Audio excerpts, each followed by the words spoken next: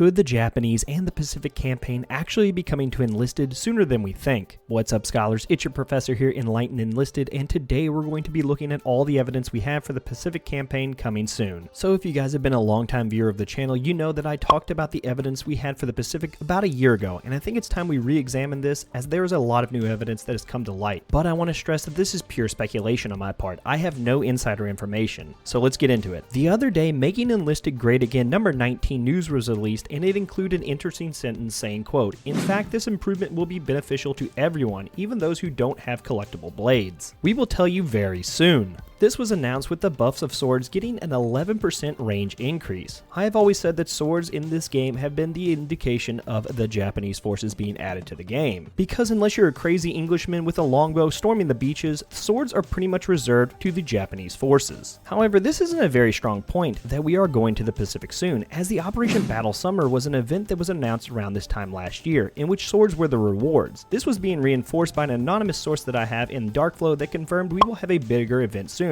They could not confirm anything else. If this was the only evidence we had for the Pacific in the last year, I would be more cautious making claims that the Pacific is coming soon, but we have even more evidence that would make me really convinced that we are going to the tropical islands of the Pacific. For example, we have new decals in the files showing that the sinking of ships can be added to aircraft, and we already have the Guadalcanal minimap leaked already. This, coupled with the fact that so many people wanted the Pacific instead of Stalingrad, I would be shocked if Darkflow did not take notice. Speaking of Stalingrad, a lot of people would say that this campaign just came out, so why would we have a new one added? But if we look historically to the Darkflow announcements, we actually see that Tunisia was announced before the launch of even the Normandy campaign. To me, this shows that the developers over at Darkflow always have one iron in the coals. And since the Stalingrad campaign was such a dramatic failure, I wouldn't be surprised if they hurried up production for the Pacific campaign. Flame tanks, Arisaka rifles, boats being added, and the list goes on and on. All of this points to the Pacific for me. Is the developers holding an ace card to make up the mistake for Stalingrad, to propel the enlisted community forward, bring back old players once more to the battlefield? Let me know what you guys think in the comments below. And while you're down there, be sure to hit that like and subscribe button. As always, scholars, hit those books and hit those bottles. Cheers.